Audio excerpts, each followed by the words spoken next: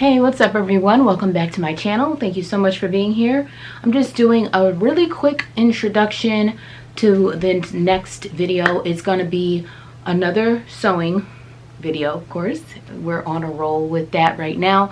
I'm going to be making this similar dress. So I just made this dress, which is two pattern pieces combined.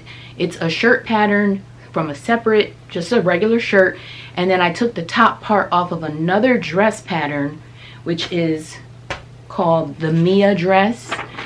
I took the bottom half of that pattern and combined these to make the dress that I have on, and I have a video for how I put it together, and I'll link it below in case you want to check it out. But the dress pattern that I used for the bottom half of this dress, the Mia dress, it is from Pattern Scout. I'll link her channel below. She has a whole sewing channel herself, and she shows how she made this Mia dress. You can purchase her pattern if you want to make it, and then she shows you how to make it in her instructional video.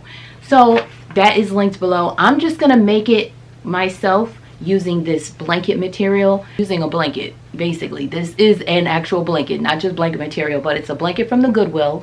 The preferred fabric is to use some kind of knit, something that can stretch a little bit, because there's no zippers or anything for this dress pattern. And I'm going to try to copy this dress exactly as instructed using this blanket.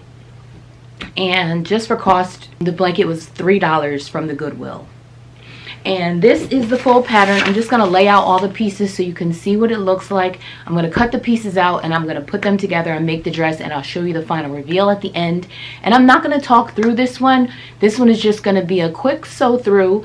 If you want the full instructions, of course you can check out her video, but if you just want to see how I did it, then I hope you keep watching. And while we're here, I just want to thank you for watching in advance. I'll see you in the next one.